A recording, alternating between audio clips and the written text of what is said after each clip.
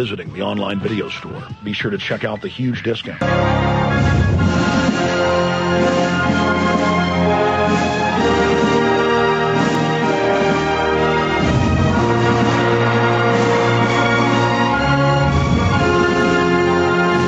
are now into the fourth and final hour today on this Wednesday edition. Richard C. Cook is our guest analyst for NASA, for the Kennedy, for the Carter White House, worked in a lot of other areas, U.S. Treasury Department, on and on and on, expert in monetary reform, talking about the collapse of the economy, how it's being done by design, bringing us into neo-serfdom or feudalism, a North Korean-style state. He had just gotten to the point of the central bank financiers bringing down Russia by publicly, the Bank of England and others, and Brooklyn, shipping in thousands of Brooklyners, to bring down the czars, not for the utopic communism, but for a banker utopia of slaves. Please continue, Mr. Cook. Well, and then you had over on the American side, you had, of course, the Federal Reserve system coming into being when the bankers took over the United States economy in 1913, and of course coming along with that was the 16th Amendment to the Constitution, where you instituted the income tax. The purpose of the income tax was to pay the interest on the permanent national debt. Now, I want to jump ahead because during the subsequent decades, while the United States was being harnessed as the financier's military enforcer for the world, there was actually a significant power struggle within the United States between the forces that wanted to have a strong nation, a strong national economy, and this was primarily the program of the New Deal of Franklin Roosevelt, but Roosevelt was very ambiguous about it, and he allowed the banking system to continue to function, and it was after World War II when the American economy began to decline through the tremendous deficits that were being run up during the Vietnam War, that the United States began to fall back into the control of the international financial world. By the late 1960s, the Vietnam War was sinking the United States deeper into debt. The problem at that time was made worse by very heavy federal expenditures under social programs, particularly Medicare and Medicaid. But when Nixon became president, his Secretary of State, Henry Kissinger, came up with a plan where Saudi Arabia and the other OPEC nations would gradually increase the price of oil. And the profits for that were going to be used for the oil-producing nations to buy debt from the U.S. Treasury. So in other words, this is what we were going to do with our deficit from that point on. It was going to be sold overseas to other countries, particularly the OPEC oil-producing nations. That's why over the decade of the 70s, by 1980, the cost of oil had been ratcheted up from $3.50 a barrel to $39.50 a barrel. And that's really a global program. That's really a covert global tax. It's a tax. It was a de facto tax on the economy, and the plan worked. The petrodollar and dollar hegemony were born, and the dollar at that point became the world's reserve currency. Now, the dollars could flood the world only because in 1971, the Nixon administration abandoned the dollar's gold peg as a basis for international currency exchange.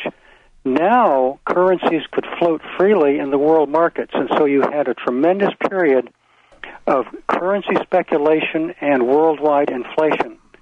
From this point on, the bankers were in control. The economies of the world were no longer based upon production. They were based on financial manipulation. It was also the beginning of the era of monetarism, where the Federal Reserve thought it could regulate the economy by raising and lowering interest rates. What that meant was the economy of America would go from a producing economy to a bubble economy. And they now, we've got to break again. We've got to break again, sir. So now they've got reality out of the equation. They can flood everything with their fiat and get real assets. And the last little bit we've got will be taken by the nice men in black uniforms. It's all about monopoly of control. You're to have nothing but your Prozac. We'll be right back. It is a big idea a new world order. In the near future, Earth is dominated by a powerful world government. It's known as the Bilderberg Group. Could their objective be world domination?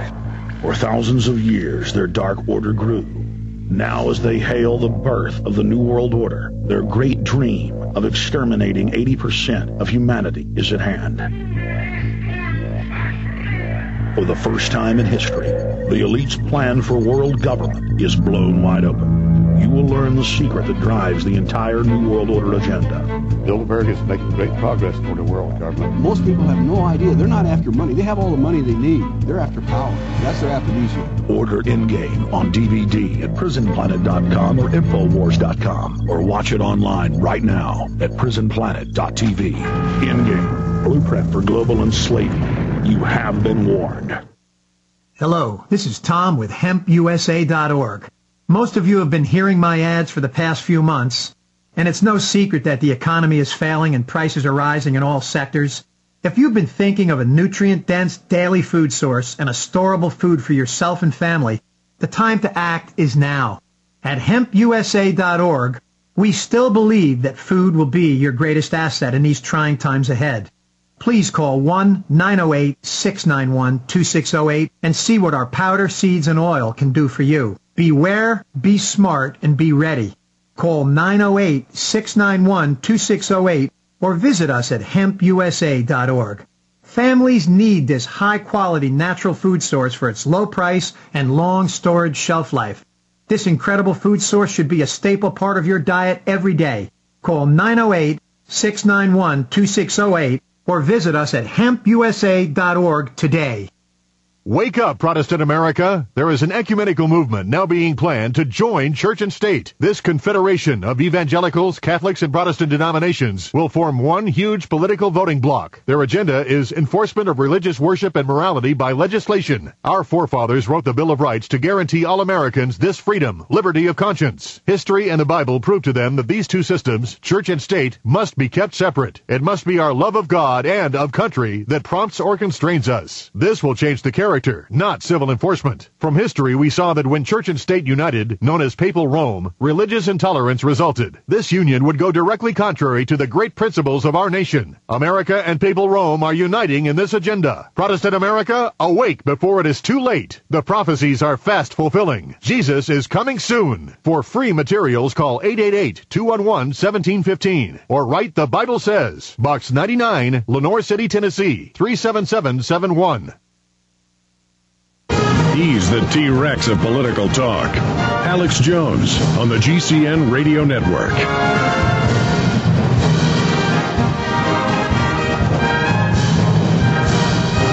Richard C. Cook, White House analyst, advisor, syndicated columnist, analyzing what's happening with the economy. Please continue with the history of the private owners of all of us, who just so happen to be psychopathic eugenicists and say they want to get rid of us, who happen to control our police. Please continue. Okay, thanks, Alex. Let me just mention my email address again for people who want to write in with questions or support what we're doing. It's economicsanity@gmail.com. Would you like in the hour we've got left later to take some phone calls? I think we could do that, yeah. Okay, 1-800-259-9231, 1-800-259-9231, or the local studio number, 512-646-5400. We'll do that, though, later. Go ahead. Okay, yeah, I want to continue doing some of the historical background here and try to get to some of the solutions that we might want to take a look at for all of this. We talked about the 1971 milestone where the dollar peg to gold was removed, and that allowed the currencies of the world to float against each other and brought in this huge era of speculation. And it also allowed the petrodollar to come into being, where the OPEC nations and Saudi Arabia and the others now were going to purchase U.S. Treasury securities and run up the price of oil to pay for those. This plan was really the plan of the Secretary of State under Nixon, Henry Kissinger. And another thing that it did, it made the U.S. dependent on Middle Eastern oil and turned the U.S. into the power behind the financiers' ambition to dominate the region, particularly through working with the nation of Israel. So now the United States, which had liberated Europe from the Nazis, we also began to be the ones who were going to fight and die for the financiers in the Middle East. And, of course, the final conquest of Iraq starting in 2003 and the planned war against Iran are phases of that. Now, meanwhile, back here in the United States, through the financiers' control of the Federal Reserve System, the producing economy was wrecked through the Fed-induced recession of 1979 to 1983. Now, that's when Volcker raised interest rates to the highest in history to combat the inflation which the financiers themselves had caused through the oil price shocks. Then, when Clinton was elected president in 92, the U.S. producing economy, which had been devastated by the shutdown of the factories and the export of jobs under Reagan and the first Bush, well, the work of wrecking the economy was completed by Clinton's embrace of NAFTA, which has largely eliminated family farming in favor of financier-controlled agribusiness in North America, throughout U.S., Canada, and Mexico. And, of course, the deregulation of the financial industry, which had begun in a big way during the Reagan and Bush years, was accelerated under Clinton. Now, by this time, the only thing that was floating the U.S. economy were the bubbles. You had the merger-acquisition bubble of the 80s, and that ended in the George H.W. Bush recession that brought Clinton into the presidency in 92. Then during the 90s, you had the dot-com bubble that was fueled not by American savings, but by foreign investment. And it was the capital gains on these stock price inflations and counting trust funds like Social Security as part of budgetary assets in the federal budget that allowed Clinton to balance the federal budget during the last 3 years of his presidency. But it all ended, as we know, when the dot-com bubble burst in the crash of 2000 and 2001. And Americans lost in that crash $7 trillion of wealth, including the pension funds of hundreds of thousands of people. Now, after that came along the Bush bubbles, because Bush, as you know, did not attempt to rebuild the economy. What he did was cut income taxes to the highest tax brackets and allow Alan Greenspan to create the housing bubble, followed by the equity fund bubble, the commercial real estate bubble, the hedge fund bubble, and all of that is what now is coming to a head and is starting to deflate while ruining the economic viability of the nation. After this, the only bubbles are left are the ones that we're seeing so clearly out there right now. Those are the food and fuel bubbles.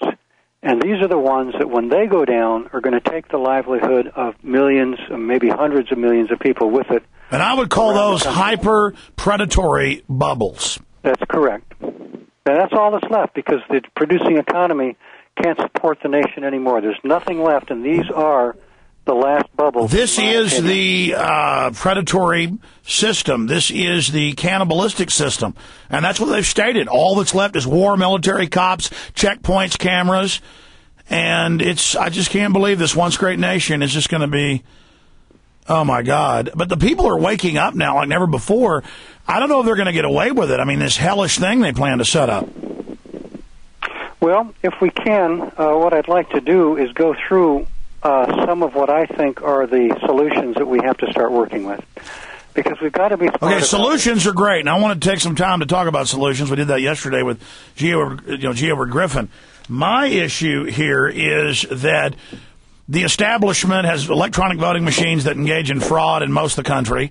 We know that the government, the CIA, runs the big three electronic companies. We know they're ignoring. I mean, 91% want to control the borders. They say no. Gallup poll.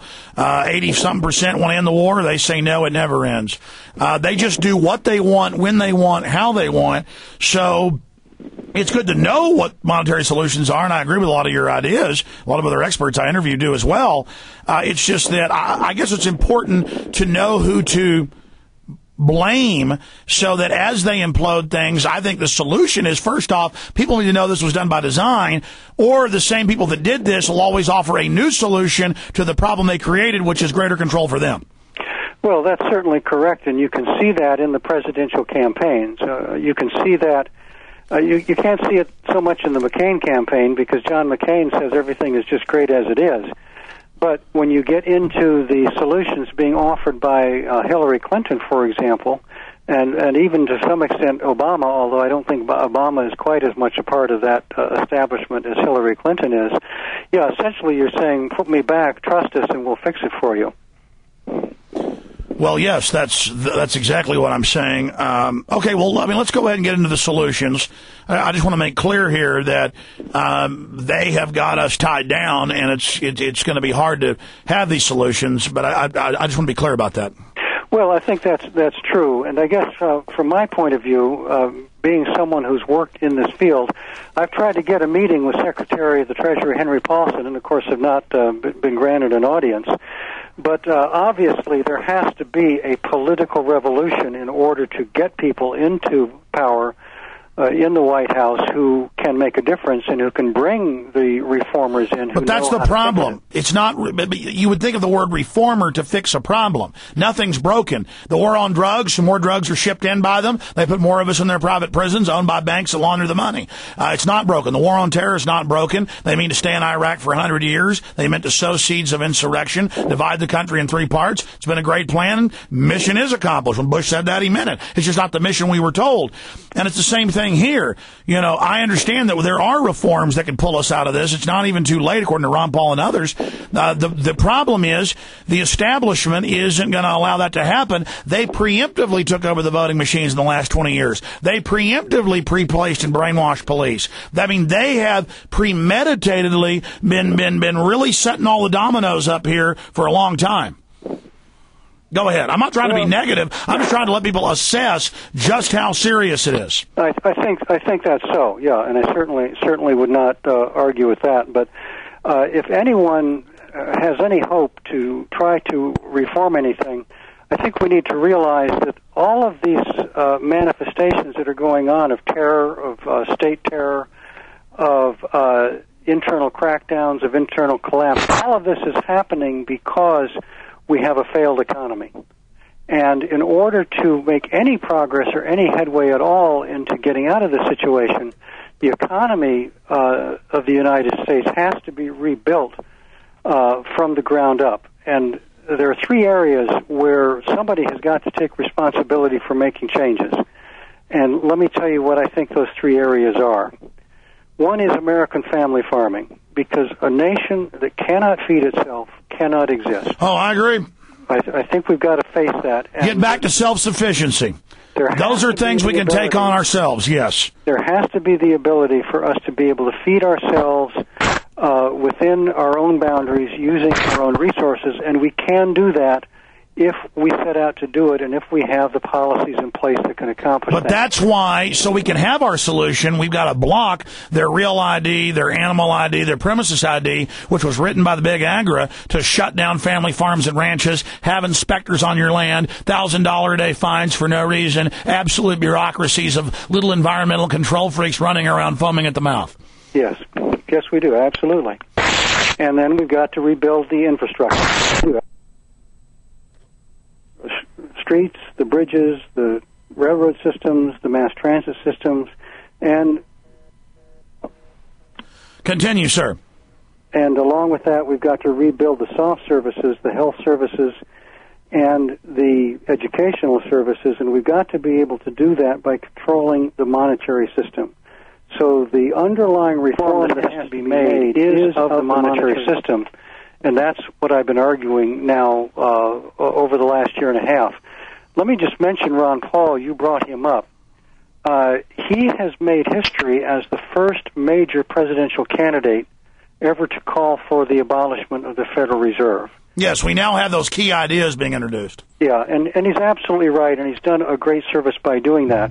Because the very first thing that a president who is truly a president of the American people has to do is eliminate the Federal Reserve as a bank of issue and get rid of the debt-based monetary system and then get rid of the bankers and the Wall Street financiers as being the overlords. Richard C. Cook, we got a break again. Stay there. We'll be right back after this quick break. I think we're going to skip the next break on my internet feed. Stay with us. John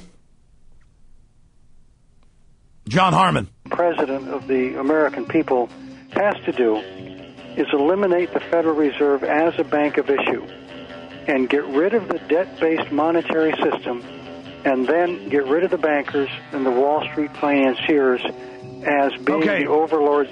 Richard C. Cook, we got a break again. Stay there. We'll be right back after this quick break. I think we're going to skip the next break on my internet feed. Stay with us. It is a big idea, a new world order. In the near future, Earth is dominated by a powerful world government. It's known as the Bilderberg Group. Could their objective be world domination? For thousands of years, their dark order grew. Now, as they hail the birth of the New World Order, their great dream of exterminating 80% of humanity is at hand. For the first time in history, the elite's plan for world government is blown wide open. You will learn the secret that drives the entire New World Order agenda. Bilderberg is making great progress toward a world government. Most people have no idea. They're not after money. They have all the money they need. They're after power. That's their aphrodisiac. Order in-game on DVD at prisonplanet.com or infowars.com, or watch it online right now at prisonplanet.tv.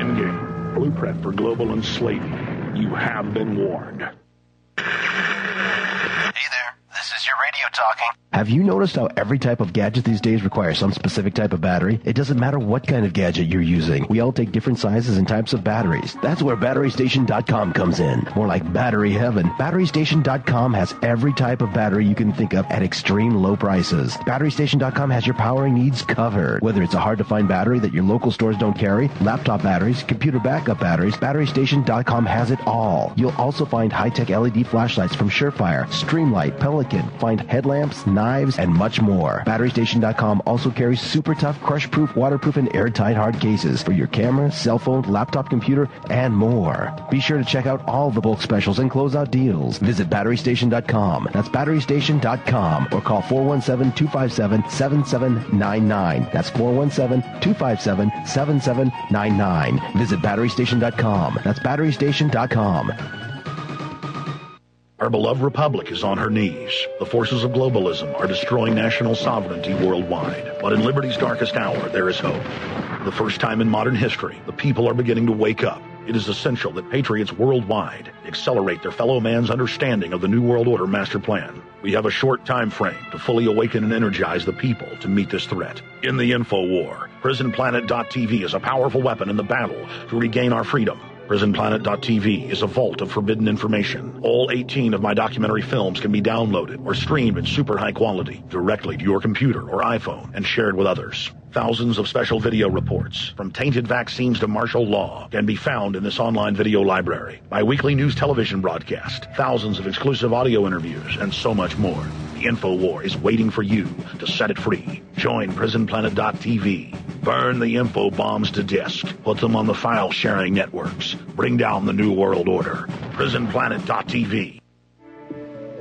Did you know the accumulation of acidic waste in the body is the single largest cause of disease, such as cancer or diabetes? Acidic waste is created by the types of food we eat, what we drink, the environment, and our high-stress lifestyles. It's these choices that cause decreased energy, weight gain, and eventually disease. The easiest way to reduce disease-causing acidic waste is by drinking alkaline ionized water. At SnyderHealth.com, we offer a full line of alkaline water ionizers from Jupiter Science, the leader in water ionization.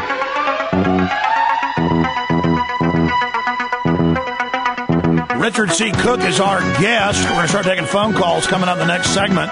We're talking about Congressman Ron Paul. I have him up on the document cam for PrisonPlanet.tv viewers. The fourth hour becomes a television show for PrisonPlanet.tv viewers. Also for people that listen to the InfoWars radio internet streams. We a lot of times do little interviews during the breaks as well, as we'll do during the next break with Mr. Cook, and we'll come back at the 33 after and start taking some calls in the time we have left. We'll obviously have to have Mr. Cook back. Continue with the monetary reform ideas that you have, sir. Well, let me just mention, I will have an article coming out in the next couple days on global research that will go into what we've been talking about today, Alex, in a lot of detail. And so people can take a look at that. And also they can write me on economicsanity@gmail.com with questions that they have. Now, one thing I also wanted to mention about Ron Paul's candidacy is that it proves, despite what a lot of people say, that the public is ready to listen to new ideas.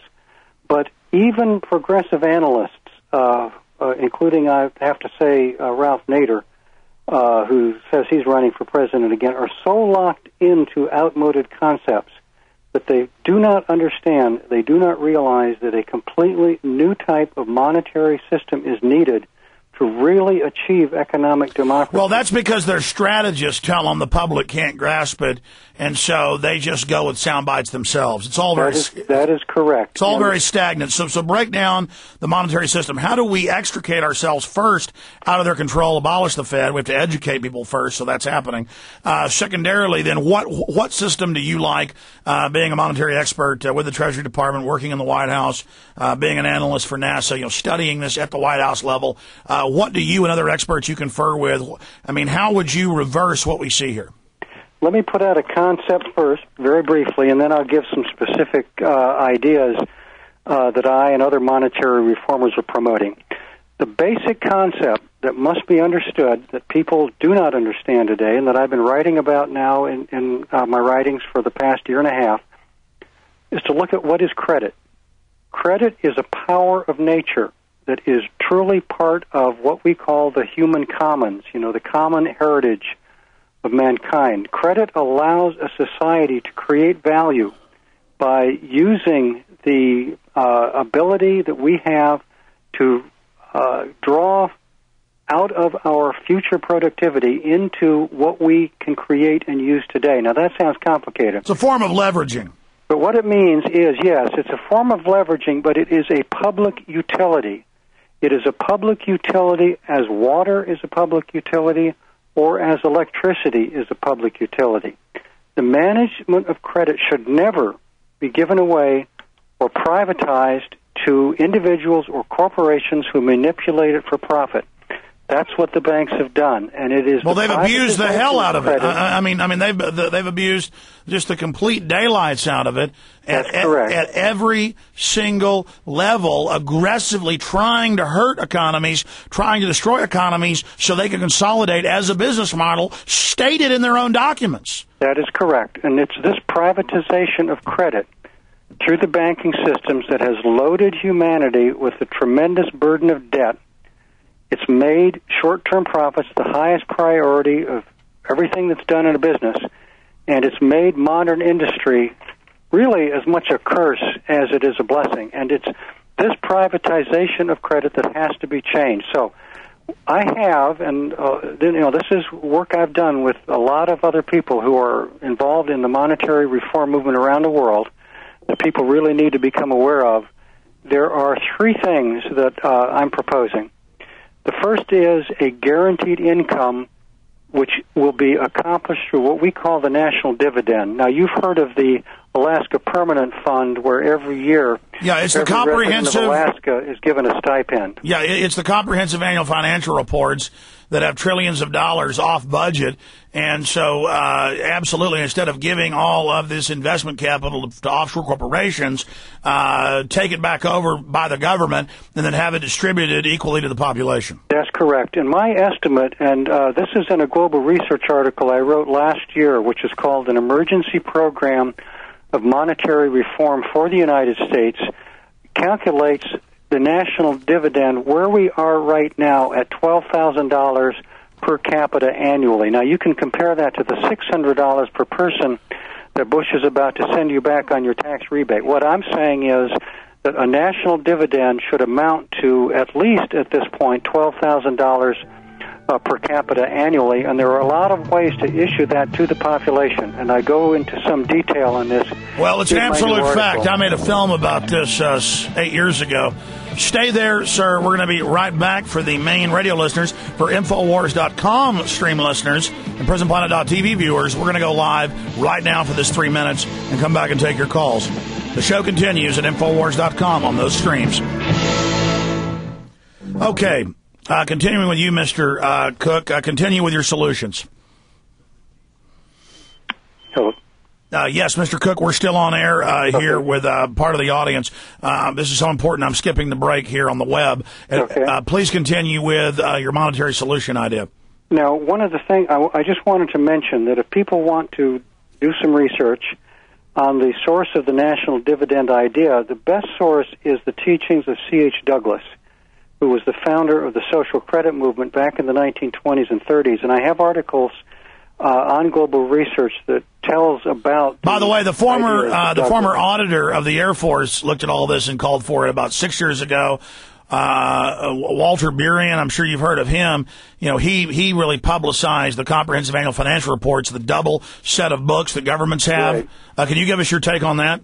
Well, the money's available, but even more than that is that it can be paid out without having to tax people and without having to borrow money by the federal government, because it's part of the productivity of the nation. And you can set up a separate national dividend account that is gives us the ability to monetize the appreciation of the economy and the productivity of the economy as it develops over time, and pay out this national dividend without taxing anybody and without having to borrow money by the government. That's a very critical thing to understand, and if people want to understand more about the theory of that, they can check out my article that's going to be coming out on global research.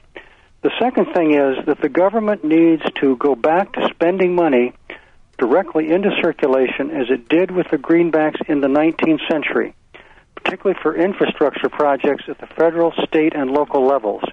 Now, there has been legislation proposed in Congress very recently by Congressman Kucinich, Senator Dodd, and others to set up a national infrastructure bank, and this should be done immediately, and you can do it by capitalizing state and local infrastructure bonds. But that would compete with the globalists taking all that money and buying up our infrastructure. Yes, it would. Why shouldn't we just hand everything over to them? I mean, they're loving private bankers. Well, this is why they oppose it so much. This is why every infrastructure project that you see coming out of the establishment is for a bank-funded program. They also use this term over and over again about privatization.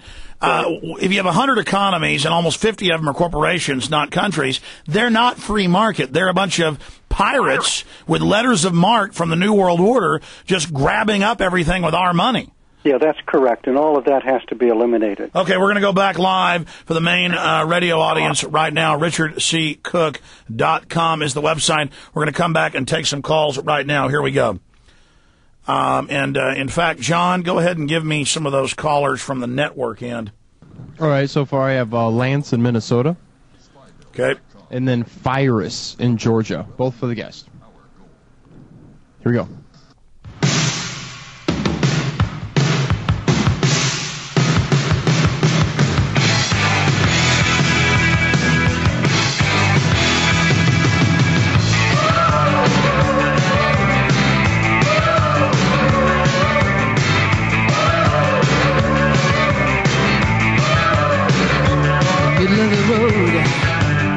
Listen to me very carefully, people that serve the government. The sadistic, cold-blooded families that run the New World Order, that own the private banks, that own our governments. It's all illegitimate. It's done through fraud, but they need a police state apparatus and propaganda to be able to secure it, hold it, and expand it. And they do this in phases. If we do not have a renaissance, an awakening to this, an open debate about this, we are going to be hurt very, very badly. We're already seeing just the leading edge of the storm, and it gets more and more intense as we get deeper into it. So I know a lot of you won't listen now, but you'll listen later as it gets harder and harder. It is in 99.9% of our interest to not go along with this. This is hyper-predatory. They believe in social Darwinism. They believe hurting innocent people, killing, enslaving, bankrupting is good for the race. They believe it's their right to rule. This is their own statements. The head of the CFR, Richard N. Haas, publicly, they published this, said the whole global warming thing's fake. It's all about making humans the enemy and the state waging war. It's all about tracking and controlling our every movement. It's a new level of bureaucracy. The war on terror, they admit, is totally fake. Gary Hart admitted 2 days ago, just broke up on Infowars.com, the We Are Change video, said, yeah, our government stages terror attacks. and we'll stage them again. I mean, it's all happening. Now, Hart helped write the Homeland Security Plan. He called for terror attacks. Richard C. Cook, why do you think Gary Hart and Zbigniew Brzezinski and others are suddenly coming out and telling Congress and others, hey, our government could stage attacks? Does that show splits? Why do we see Rockefeller coming and trying to take ExxonMobil chairmanship away from Rex Tillerson? I do see, not fake, because they're not really publicizing it, but I'm seeing real friction within the establishment. Is this kind of at the moment of truth really decapitating the U.S. and bringing us into this enslavement? Are some of their people going, come on, this is too dangerous, this is too intense, they're waking up to us, they're not going to go along with it? Or is this kind of like the high command that liked Hitler at first, but by 1942 wanting to get rid of him? I mean, is this some sanity, or what's happening?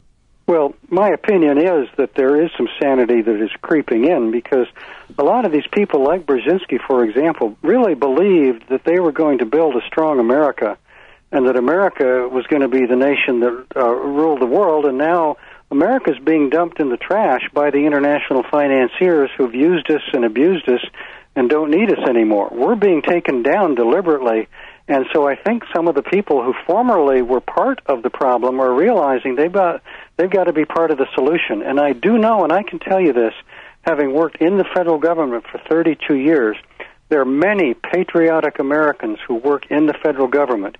You should have heard some of the things that I heard said about Bush, about the Bush administration, about the false terror attacks. When I was in the government, there are a lot of people, I think, who are ready to be part of a new movement for American nationalism and take our country back.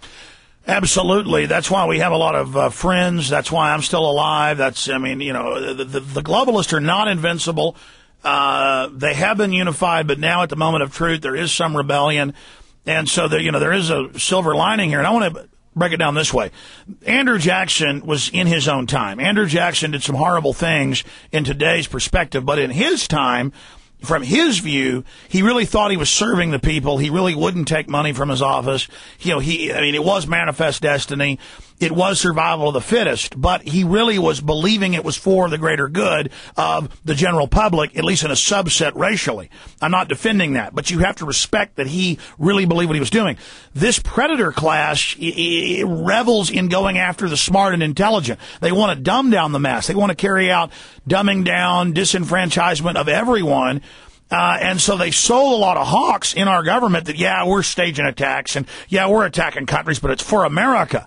And now those deluded hawks that believe that are now going, wait a minute, this isn't even for America or for my grandkids. Because, the argument of, well, if we're not evil, somebody else will do these tricks and they'll be in control. We've got to guard goodness with pure evil. Kind of like guard the truth with bodyguard of lies.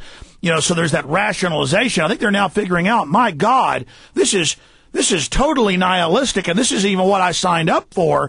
These people are really going to, this isn't, do you see the point I'm making? Yes, I think that's happening. Yes, I do. Also, Andrew Jackson, I think, was on the right side in the banking issue. He was the one who got rid of the power of the second bank of the United States. Exactly, and he was fighting with Native Americans when it would be 5-1, 10-1, 15-1 against the U.S. forces when it was real wars.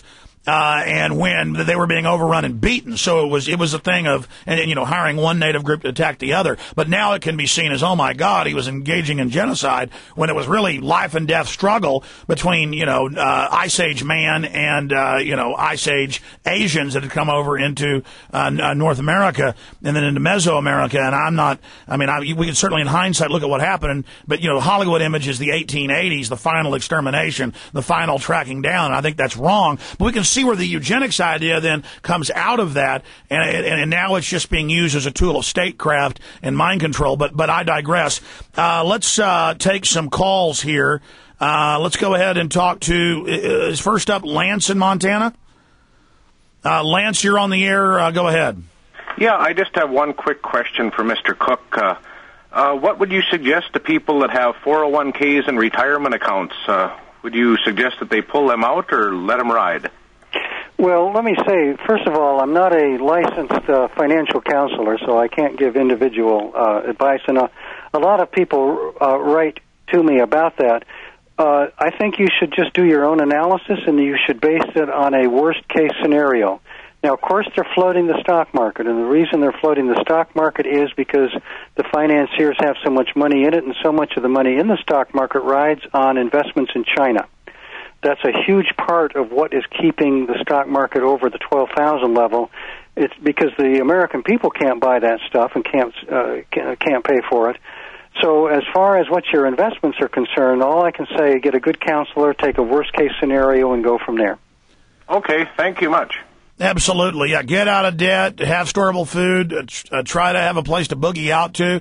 I mean, even 5 acres, 100 miles outside your town, away from anybody, if you've got to, with an RV and supplies, in case there's riots and total breakdown. And I'm not saying that's going to happen, but if there's a meltdown, it is a very good chance that's going to happen, where they, by design, let things break down for months, sometimes even longer, so people beg to be reorganized. Can you comment on that, Mr. Cook? Well, I'm going to, in my article that's coming out the next day or two, make a series of suggestions to people once we run through all of the macro solutions about what people should do individually. First thing I put in there is plant a robust home garden. Take care of your food supply. God help us. Start community food co-ops. Establish local currencies and barter networks. Get out of debt. Become politically active. Do things that you can do right now to take care of your own needs and those of your family. Don't worry about the big macro economy. I mean, work for change. Try to get politicians in there who will listen to you, but people have also got to take care of their food supply. And, if the police are ordered to go door to door and take guns, as they admittedly are training to do, cops just don't follow the order. You don't have to even get in a big fight and argue about it. Just say you strained your ankle. Just don't show up. Because I just can't believe they're training for it. I just can't believe they're doing this to us. Who's up next from Georgia? Fyrus. Fyrus in Georgia. You're on the air. Go ahead. Hello? Yes, sir. You're on the air. Okay. Well, one thing that I've noticed is with the rising fuel costs, people have a lot less ability to get around, to move around. And, I mean, that seems to be one of the, maybe necessarily the primary goals, because it seems like we're marching really steadily towards martial law. But the frightening thing is, I mean, does it seem likely that the whole point of all of this new legislation taking away civil liberties and all that wasn't even, for Bush or Cheney's benefit to begin with? But no, that's what I've always been saying. We can't get focused on the puppet personality. This is an agenda, and all these politicians are on the surface is a simulation. Bush is like birdcage liner. He takes all the blame. He's wicked and horrible and a little demon. I mean, how dare them put out all these details of Spitzer's sexual habits while Bush is packing in gay prostitutes 24/7. I mean, it's just so horrible. But they know how to tantalize us and get us obsessed with looking, at these puppets, while, yes, it was all about suppressing you when they took everything you had. How many years have I been saying that? Mr. Cook? I think, too, that you've got to realize that the United States has deliberately been made dependent upon gasoline and petroleum. I mean, if you go back to all of the decisions that have been made since really the 1960s, where we were going to rely on the automobile, we were just going to build highways, we weren't going to bother with mass transit, we were going to build all of these big suburbs spread out all over the landscape, we were going to build shopping malls and big box stores where you can't even walk from one place to another, all you can do is drive. They've created the situation where all they had to do was raise the price of gasoline, and this economy would come to a standstill. Now, you've got to obviously get around today, but you've also got to demand of the people in charge that you create an economy that is not totally susceptible to this kind of a chokehold, this kind of a breakdown. I want to go back to what you just said. I want to go back, because I never heard you say that, and that's exactly what I say on air. Because you can just objectively look at what they're doing, and of course they've bragged about it. This is all systematic. They designed everything to be based on the automobile. They paid billions to make sure there wasn't mass transit. And I'm not even particularly defending that. The point is, everything in globalism is to make countries and individuals totally dependent in a prison-like panopticon, and to make the globalists, who are international, exempt from all their rules at the national level, where countries are nothing but individual prison grids, and then they are outside the prison grids with diplomatic immunity. And they've now reported that police in California, 996,000 employees of the government, are all above the law. No DWIs, no arrests, no speeding. I mean, and that's what the late Aaron Russo said that Nick Rockefeller told him. He said, look, we're going to have an ID card, and we're going to be above the law, and you're not. And that's it. Diplomatic globalist, people bowing down, kissing their butts, and we're all just slaves locked down in our countries. Mr. Cook? Now, I think that, again, I'm looking at it from the point of view of my specialty, and that is that it all goes back to control of money.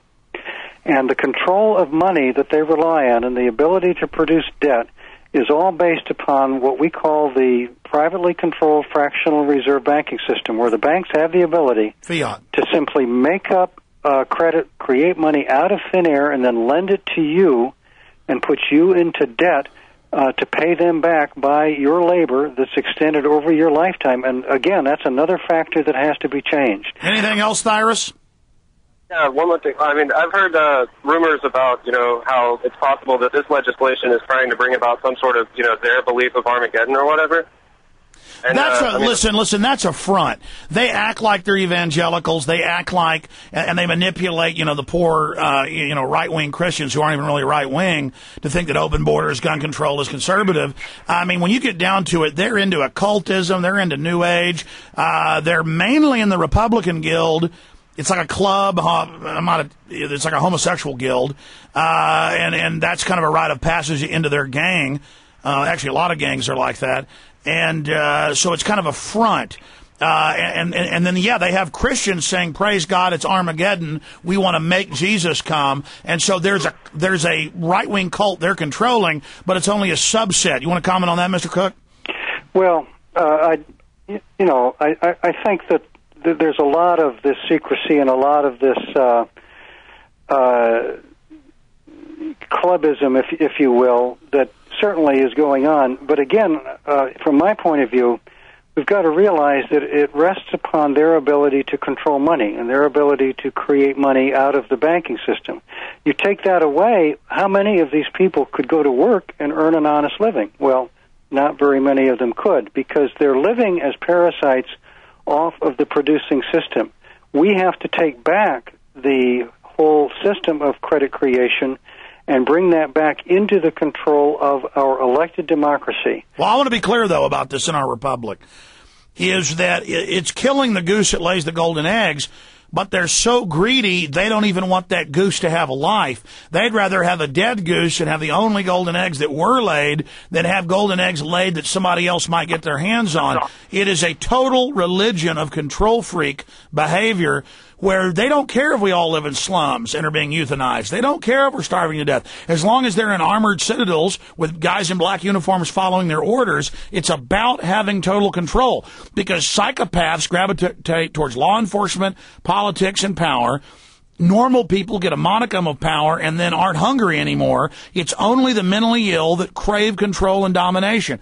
That's why Stalin, Hitler, and others, when they had unlimited power, went crazy and started killing everybody, because it's part of the pathological extremism. Mr. Cook, you want to comment on that statement?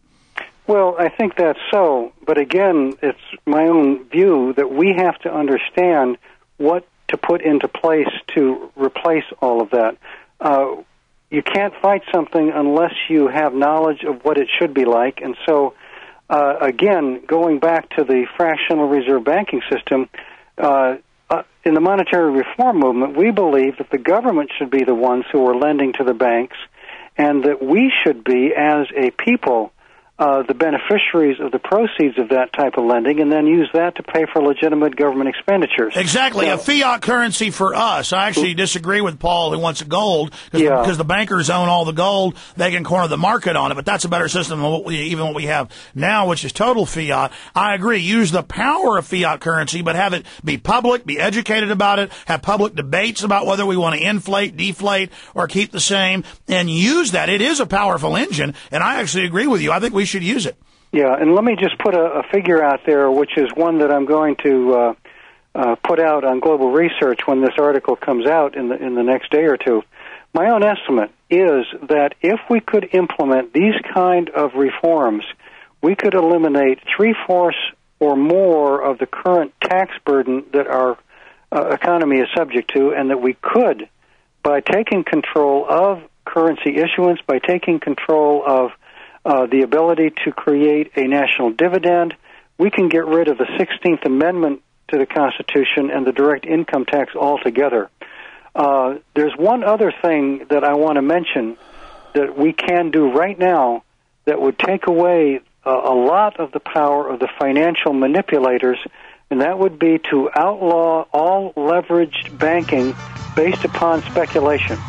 Absolutely, and there's all sorts of ways they do that. We'll have you back soon to break down some of those specifics. I agree with that recommendation as well. For Internet listeners of the Infowars.com streams, you need to go there right now.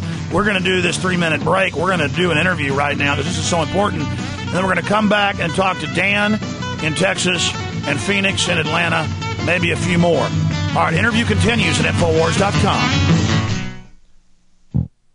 Okay, this is so important. And next time we have you back on for the full audience, we'll talk about that. But explain what leverage banking, how they not just fractional reserve to the power of 10, but setting up sub-banks who then loan it out times 10 or times 20, depending on how the country sets it, or AAA rating debt, and then selling it in bundles, derivatives. I mean, break down different forms of leverage banking. Explain that to people. Well, what it means is that when these financiers purchase things, and that can be stocks, it can be whole companies when they are operating an equity fund, it can be futures when they're in there buying commodity futures and running up the cost of food. They're not putting their own money down for those kind of purchases. They're putting down a very tiny proportion of it. Now, probably most people are familiar with buying stocks on margin, which certainly does go on. But what people don't realize is that everything in these markets is bought on margin. For example, if you want to buy a futures contract, you only have to put down approximately 3 to 5% of your own money. 95 to 97% of that purchase is leverage money. That is, it's money created out of thin air by a bank. And that creates huge volatility and moves the market completely away over time, as it now has, from real business in real commodities and real development, and makes it top-heavy, where the vast majority of everything is just wild speculation. And in that vortex, projectors, con artists, paper scams flourish and then endanger all the real investments that the general public has invested in for their retirements, for their schools, for the society. Well, that is correct. And one thing it does even more than that, that I think is just astounding is, say you're purchased as Dunkin' Donuts was by the Carlyle Fund. Not only do you now at Dunkin' Donuts have to work to meet the expenses of that business, but because the Carlyle Fund borrowed money from a bank to make that purchase, you now are also paying off that loan to the bank. And so your pay is going to be cut, your payroll is going to be cut, employees are going to be let go, costs are going to be cut. And that's why service, to pay that loan. That's why service is falling apart. Everything's degenerating. You go in huge stores and there's no employees because some greedy, stupid bastard who's leveraged everything is at Lake Tahoe with his mistresses, and it doesn't matter if the company's going to go bankrupt a year later. He's making $100 million right now. There are estimates that up to 40%, that's 40% of the price that you pay for any article that you purchase to pay off a bank loan. Yeah, it's the banker tax, one of many. We're going back live right now. Here we go. The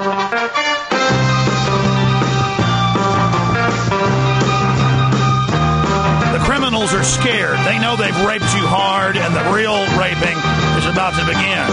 They don't want you to fight back. Homeland Security's meant to tie you down so they can do it. Are you going to go along with it?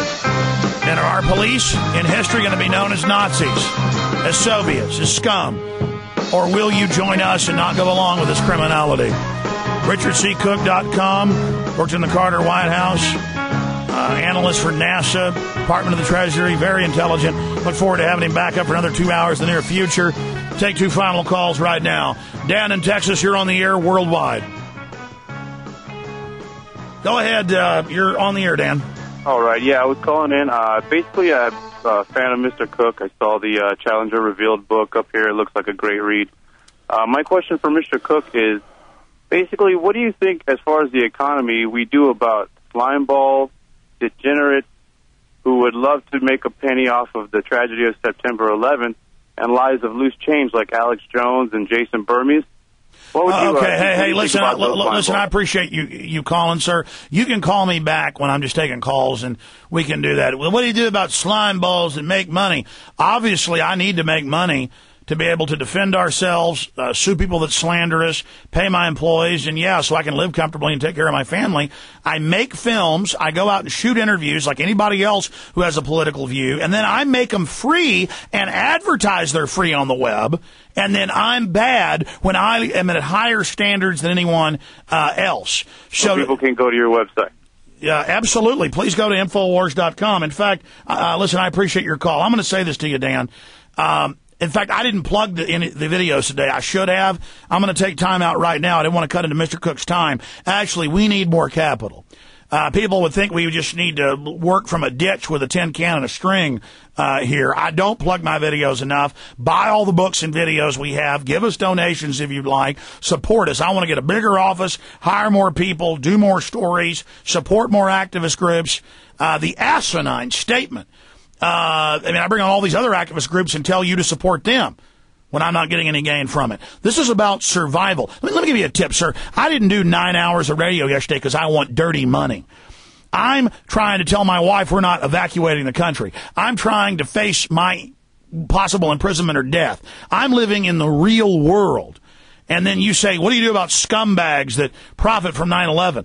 How dare you imply we were involved in the attacks? How dare you imply we're here risking our lives, our names being death threatened to make films we put out for free? But yes, Loose Change Final Cut has still not made its money back. The people that made it are almost homeless. Please buy Loose Change Final Cut from us immediately to support us. Mr. Cook, I'm sorry to run over your time. In fact, we'll go 10 minutes into overdrive now to be able to answer people's questions. But, the mainstream media says that all the time. Ooh, you sell videos saying the government's bad. You're not allowed to make a living and survive having your political view. Everybody else can. Bill O'Reilly can. All these news anchors can. The Carlyle Group can. I'm not out with a government with taxes forcing people to give money to me, Mr. Cook. How do they say I'm bad? That's our enemy's argument. Well, a lot of these people are being paid by loans that the government has to sell to China because we can't afford to pay our own way in this country. So. And they admit they have thousands of fake CENTCOM people calling in and blogging, but I don't think that's one of these people. They're jealous. A lot of people in our movement are jealous of anyone that actually hires an employee, starts an operation. Stay there, Mr. Cook. I want to, if you can, do 10 more minutes in super overdrive. We're going to leave the Genesis Network now. We're going to do 10 minutes in super overdrive on the internet streams where tens of thousands of you are listening right now and prisonplanet.tv for viewers. If you want to hear that, you got to get off the Genesis stream and others and go over to Infowars.com or if you're a prisonplanet.tv member. But don't let those enemies stop us. I should have plugged my videos earlier. Infowars.com. Buy them on DVD. Defeat that enemy, Dan. We'll be right back with Phoenix and others. Stay with us.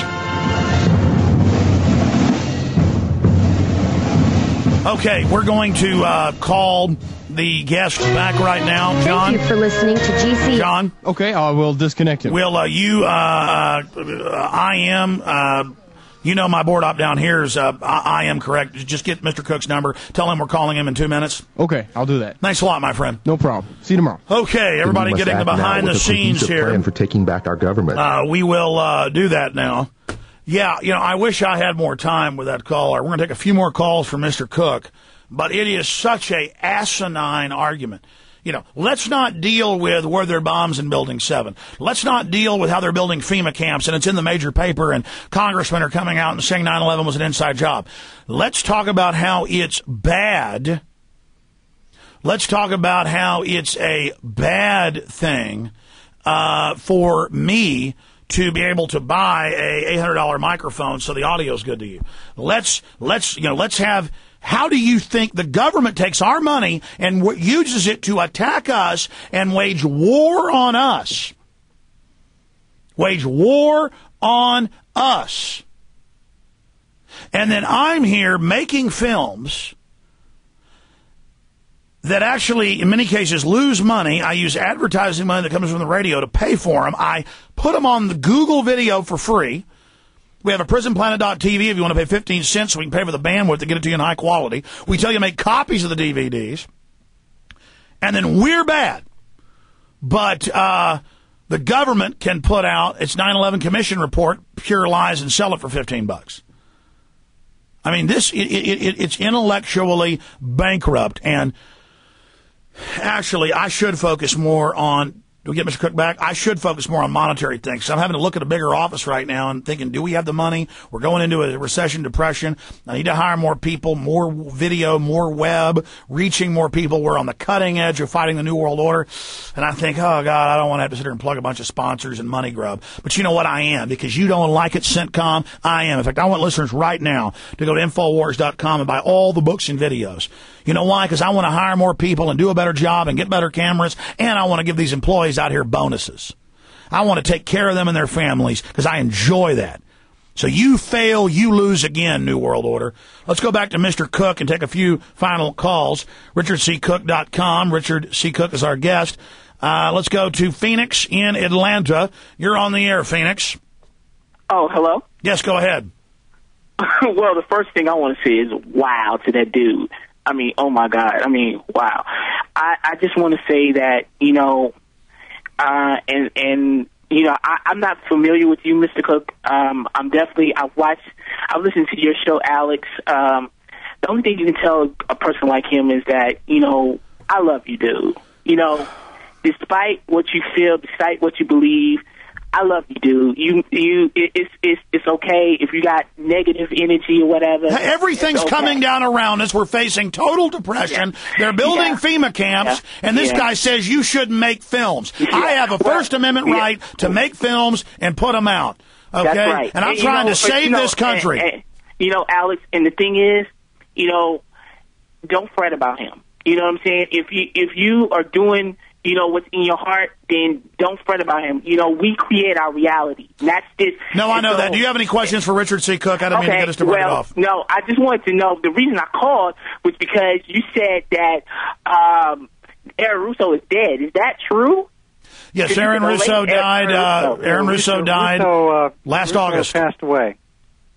How did he pass? Because I didn't even hear about it. Yeah, he had cancer, and he died, the last 3 or 4 months, I believe. He died August 24th, I believe, August 26th. Okay, so it's been almost a year. Oh, wow. But let me just mention also, if I could, a lot of the things that I've talked about today are going to be in much more detail in the new Global Research article that'll be out in the next couple days. So please be sure to take a look at that, and you'll see more about the national dividend, more about the infrastructure bank, and other proposals that we are making. Absolutely. Anything else, Phoenix?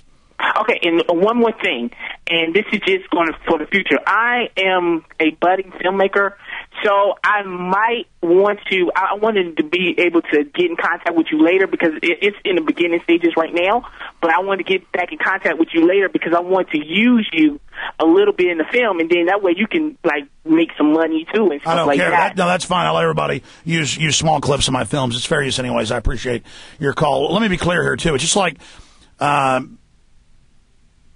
the guest we had in studio yesterday, G. Edward Griffin said. He said, libertarians, patriots, freedom lovers always said, we need to get rid of the power in government. We need to tear down government, and we don't need power ourselves. Well, the founders actually said limited government to guard against bigger government and corrupt interests using the mechanisms of government for themselves. We need an understanding, a renaissance of the structures of government, and we need money. We need power. The globalists control the issuance. The private Federal Reserve owns the issuance of our currency. They own the money machines, and then they tell us on the news it's their favorite thing. Anybody criticizing the government, they just make money off of criticizing America. No, we're trying to save the country, and we need money. And then when I get those calls, I get mad because I'm like, my God, I've just done hours and hours of a show and haven't plugged my videos, which aren't just how we fund ourselves. They're powerful. They're effective. Mr. Cook needs to be supported. You know, if we had the capital, we could be more effective. We need to support alternative media and global research, and We Are Change and all these groups. Mr. Cook, you've got 5 minutes in closing. You've got the floor. Whatever other key issues you'd like to talk about, and again, fleshing out any more on what you think the real timetable on the complete meltdown, and if you think there's any way to avert this. Well, the way to avert it is to gain back the control of the government through a president of the United States who can make a difference. And however that is done, I'm an analyst. I'll be glad to work with whoever wants to find a way out of this thing, because I do have, along with the other monetary reformers who are working on this, real solutions. And so it's up to you, really. It's up to the people of this country to take back the power of their vote, of their responsibility, and then the people who can fix this thing can step in and make a difference. And that's what I'm trying to make available to people, is the mental framework, the tools, the systems that can take back our country for the people who live here, for we the people.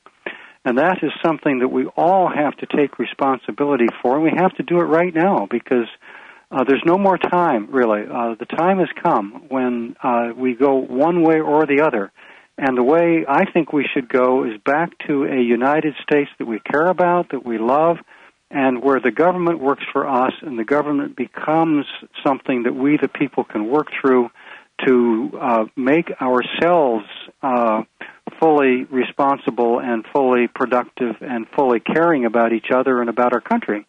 So I think these things are really critical to do right now. And one of the things that we have to do, and this is really, I mentioned a couple of the items in the monetary reform program already, and more of them will be on global research.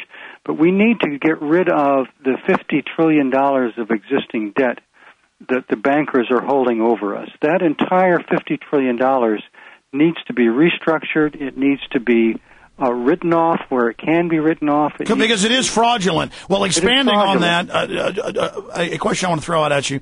A, what do you think really happened on 9/11? And B, I would imagine you know it's an inside job. What did they plan to gain from that? And we know launch wars, domestic police state. But I noticed that attack came right during an economic implosion. Was that a way to try to reorganize and stave that off?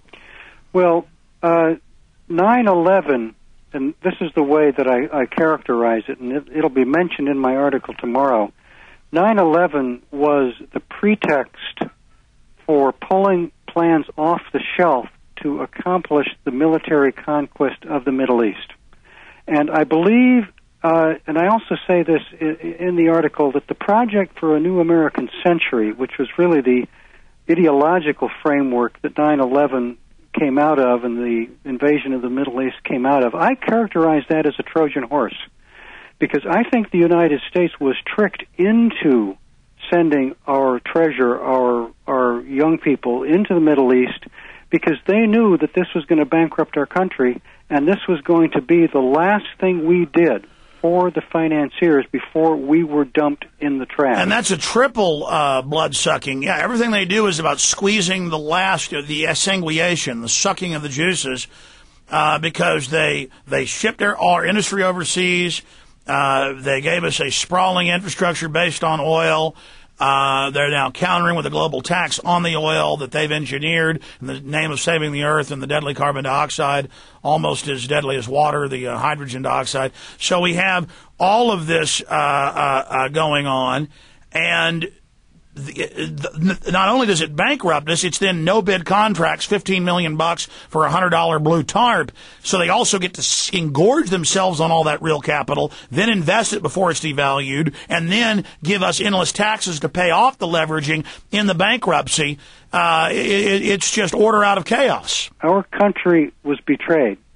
And the Trojan horse for this was the Project for a New American Century. That's my opinion. That's what I believe. Exactly. And it says, we're going to go fight 66 nations and a great American hegemon. That's the front. European banks own us. They're using us to get the Lebensstrau, to grab the real estate. It's terrible. Look what the Americans are doing. We fall apart. We go into their receivership. They set up their New World Order. I believe that's the scenario. Well, they've stated it. Trilateral Commission, 1974. I believe that's the scenario. Well, I just commend you, sir. RichardCcook.com. Are any of your books or publications still in print? Yes, Challenger Revealed, my history of the Challenger disaster, is in print, is available. You can get that through my website or online or in bookstores. I just signed a copy down here at the local Barnes & Noble today. So that book's available. I have a new book that we're in process of getting ready for publication. It's called We Hold These Truths, The Promise of Monetary Reform. It's going to be published by Tendril Press, and that'll be out this fall. I have all the articles on global research that are available now, and I've got an email people can write into for questions or support. That's economicsanity@gmail.com. All right, I want to get you back on about more of the solutions and also the Challenger situation and how it was really caused because they, according to what I've read and what you've said, that it was the military projects and how that all fed in together. And of course, you were an analyst at NASA as well, so uniquely qualified to cover that. And it's a very interesting part of history. Mr. Cook, thanks for all the time today. Thank you very much, Alex. I appreciate it. Take care. There goes Mr. Cook. I will say here at the end that both these films need to be seen. You don't just support me, you support the filmmakers, because we split it 50-50. American Drug War, it isn't even in stores until the 24th of next month. I've had it for a month in stock because I'm a consultant and I'm in it. And it's got 3 hours of extras, 2-hour film. Absolutely must see. Available at Infowars.com. And Washington, You're Fired, 1995. Really what I'd call the heir to American freedom to fascism. It's just really a fabulous movie. My Film's Endgame, Blueprint for Global Enslavement. Let's say you've seen it for free on Google. Good. But if you can afford it, give us $19.95 and get it for $9.95 when you get it with another film. And make copies of that DVD. That's a better way. Get it, buy 100 blanks, make copies. Please, get it on Access TV. They're shutting down Access everywhere. Use it while you can. If you had an Access show in the past, go back and do it again. All these little things will bring the New World Order to their knees. So please support us. You can also call toll free to get my films, 888-253-3139. I don't say this for the theatrics and the effect. I mean, I get death threats. I've been physically attacked. I've had stuff happen to me you can't even believe. Dr. Horowitz has had the FBI at his house. I've had Secret Service here. I mean, my family's really worried. This is serious business. We're not doing this to play games. We're human. We joke around. We screw around. I'm not perfect. I wish I did a better job, but this is life and death. This isn't about being a big shot and having some movies out there. I've got to be as big as I can be just to make sure my life was worth something and to try to save people. I mean, this is serious. You've got to do that. I mean, you see everything we talked about came true. You see how it's all happening. They told us in all their own documents, CFR, Trilateral Commission, World Bank documents. I mean, we're in trouble, folks. They're building camps. And we're a decadent, slothful, pig-like society. Not all of us, but the vast majority. And they're just like they think America is like a amusement park, and suddenly stuff costs more, and suddenly they can't buy as much beer, but still they just everything will be all right. It isn't going to be all right until these bad guys get out of here. They're not going to stop squeezing.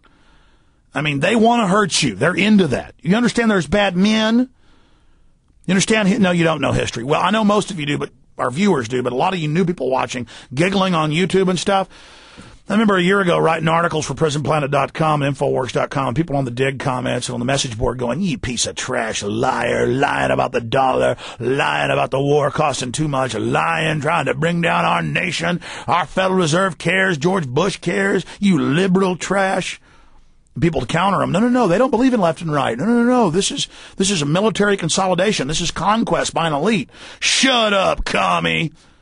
The guys at CENTCOM writing that and their minions and fellow travelers, you're going to be hurt by all this. I remember him bragging, going, yeah, it's about oil in Iraq. We're going to have lower prices. They attacked Iraq the first time, told him to go ahead and invade Kuwait because there were new articles in the news in 1990 about Saddam over-pumping, selling too much, driving down the price, 85, 90 cents a gallon. OPEC got pissed. That's why they invaded him. You think it's about oil? It is about oil. It's about cutting the flow off, dummies. That's your opinion, liberal, commie. Associated Press, 2001, hundreds of pages of documents of the oil companies planning all this with OPEC. I mean, it's not my opinion. It's not my opinion. You're not conservatives at Free Republic and Michelle Malkin and all of you. It's not funny, folks. The BATF being tripled in size is not cute. Open borders is not cute. Saying there's no North American Union. Rush Limbaugh saying the CFR didn't exist for 15 years and now saying it does, but it's good. That isn't funny. I told you Rush Limbaugh would endorse Hillary Clinton 5 years ago.